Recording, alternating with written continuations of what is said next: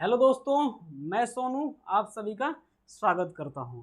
दोस्तों, आज हम लोग देखेंगे ऑब्जेक्टिव क्वेश्चन जो समानांतर श्रेणी से संबंधित है। दोस्तों, मैथ सेक्शन में ऑब्जेक्टिव प्रश्न का वेटेज 50% है, इसलिए आप इसको हल्का में न लें और इसको ध्यानपूर्वक पढ़ें। थोड़ा सा मेहनत कीजिएगा तो 50% की तैयारी आप बढ़िया से कर पाएंगे। तो ऑब्जेक्टिव प्रश्न को पढ़ने से पहले आप मेरे यूट्यूब चैनल जो है अर्जुन का बान, उस पर विजिट कीजिए। उसमें प्लेलिस्ट पे जाइए। प्लेलिस्ट में आपको दिखेगा मैथ का ऑब्जेक्टिव सेक्शन, एक दिखेगा सब्जेक्टिव सेक्शन।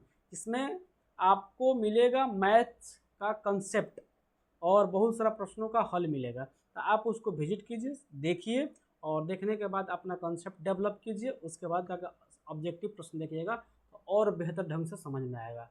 चलिए, मुद्दा से न भटकते हुए चलते हैं अपने प्रश्नों की तरफ और आज का क्लास को कंप्लीट करते हैं। देखिए, आज का प्रश्न है, आपको दिखेगा ब्लैक बोर्ड, व्हाइट बोर्ड पे। क्वेश्चन है, यदि किसी समानांतर श्रेणी का प्रथम पद 5 यानी ए का मान 5 दिया है और डी सार्वंतर जो है 3 दिया है, तो तीसरा पद होगा। तीसरा पद निकालने के लिए उसमें मैं बता चुका हूँ सब्जेक्टिव टाइप क्वेश्चन में। उसमें ए1 क्या होता है, ए2 क्या होता है, ए3 क्या होता है, सब मैं बताया हूँ। ठीक है जी। इसमें ए दिया है, यहाँ आ जाता हूँ। ए दिया है 5 और डी दिया है 3। तो पूछ रहा है ए3 क्या होगा। समझ में आ गया? क्वेश्चन आपसे यही पूछ रहा है, ए बराबर 5 डी बराबर 3, तो ए3 क्या होगा। तो ए3 निकालने के लिए आपको मैंने बताया है कि ए प्लस 2d। 2d कैसे आया जी? यहाँ ए3 निकालना है तो एक कम कर देंगे, गुना कर देंगे डी से। 3 है तो 2d कर देंगे। जैसे अगर पूछा जाए आपसे कि ए4 निकालना है तो ए प्लस 3d होगा। समझ गए? इसी तरह से इसको मिटाते हैं, इसको देखते हैं। तो इसको क्या होगा, यहाँ क्या होगा जी? ए बराबर 5 और 2 इंटू डी का मान दिया है 3, तो 5 यह हुआ 6, यानी कि 6 5 11, यानी कि option B is the correct answer. Option B इसका सही आंसर होगा। समझ गए? यहाँ देखिएगा, आपको दिख रहा होगा। चलिए, अगला प्रश्न देखते हैं हम लोग। 2 नंबर प्रश्न क्या है जी?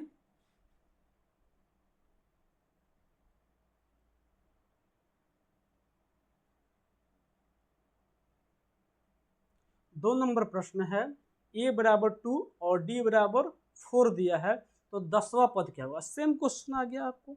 देखिए, आपको हम एक टाइप पे बहुत सारा प्रश्न लेके आया हूँ।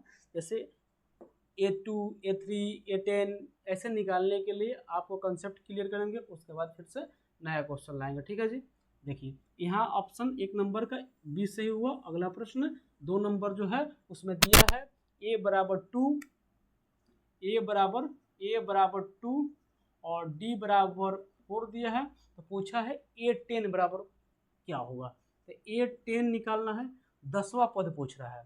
10वां पद मतलब A10। तो A10 होगा ए प्लस, अभी मैंने बताया कि 10 है तो एक कम कर देंगे, तो क्या होगा 9। 9 इंटू में डी कर देंगे, यानी कि A10 बराबर ए प्लस 9d। ए प्लस 9d, ए का मान क्या है 2 और डी का मान क्या दिया है जी 4। तो क्या होगा 2 इंटू 9 इंटू 4 कितना होगा जी 36, यानी कि 36। 2 और 36 कितना हुआ 38। 38 इज द करेक्ट आंसर। इसका भी ऑप्शन बी क्या हुआ जी, 2 का भी option B is the correct answer. समझ गए? आपको क्वेश्चन दिख रहा है बोर्ड पे और आंसर इसका यहाँ आपको दिख रहा है, देख लीजिए। ठीक है जी, समझ गए?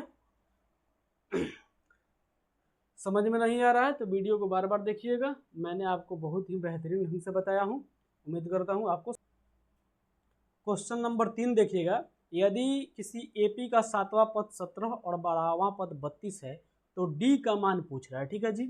अगर एपी का 7वां पद क्या है जी 17 और 12वां पद दिया है 32, तो पूछ रहा है डी का मान व्हाट। यहाँ डी देखिएगा मिस हो गया है, डी पूछ रहा है। क्या पूछ रहा है?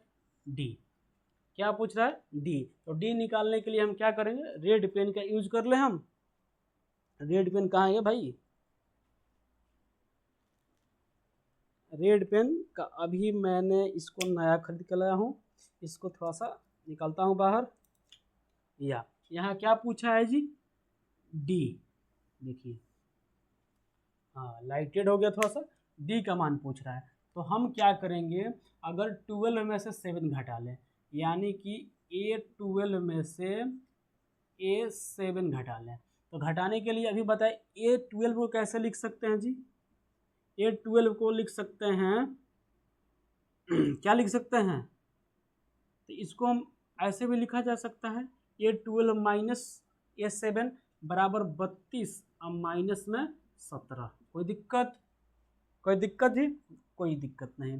तो A12 को हम लिख सकते हैं A प्लस में 11D, अभी मैंने बताया, माइनस लिख सकते हैं A प्लस में 6D। किसको? A7 को। किसको लिखे ना जी? A7 को। देखिए एक बार रेड मार्क कर देता हूँ। A12 को इतना लिख सकते हैं और A7 को इतना लिखा जा सकता है। ठीक है जी। आगे देखिए, इसको घटाएंगे तो क्या होगा? 32 में से 17 जाएगा तो क्या बचेगा? 15 बचेगा।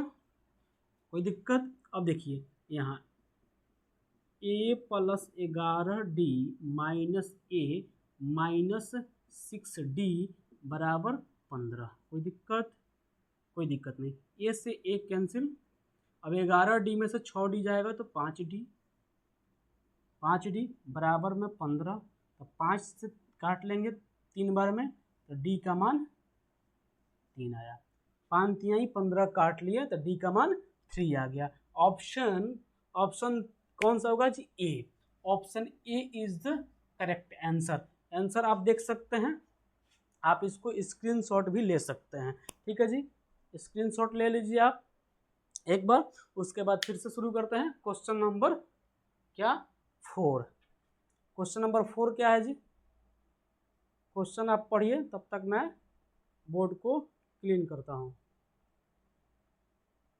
ठीक है, देखिए क्वेश्चन नंबर 4 क्या है। क्वेश्चन नंबर 4 है, यदि एपी है, एपी 3 6 9 12 में 20वां पद क्या होगा? तो 20वां पद क्या होगा दिया है, एपी दिया है पहले। तो एपी क्या दिया है जी? एपी आपको दिख रहा है? आपको दिख रहा है जी? दिख रहा होगा। एपी दिया है 3 6 9 और 12। अब पूछा क्या है जी? 20वां पद क्या होगा? an यानी कि 20वां पद, यानी कि ऐसे भी लिख सकते हैं A20 बराबर वाट। ठीक है जी, कोई दिक्कत? आप देखिए दो तरह से निकाल सकते हैं इसको। अगर निकालना हो तो an का फॉर्मूला लगाकर a plus n minus 1 into D, ऐसे भी निकाल सकते हैं। an निकाल सकते हैं, क्या होगा यहाँ देखिए, a का मान क्या हो जाएगा जी? a का मान क्या होगा? 3 होगा। और n का मान कितना हुआ? 20 है, तो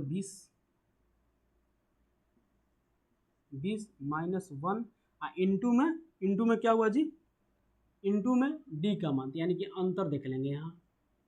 तो 3 में 3 जोड़े 6, 6 में 3 जोड़े 9, 9 में 3 जोड़े 12, यानी 3 3 जोड़ रहे हैं। 3 3 जोड़ना यानी कि d का मान 3 हुआ।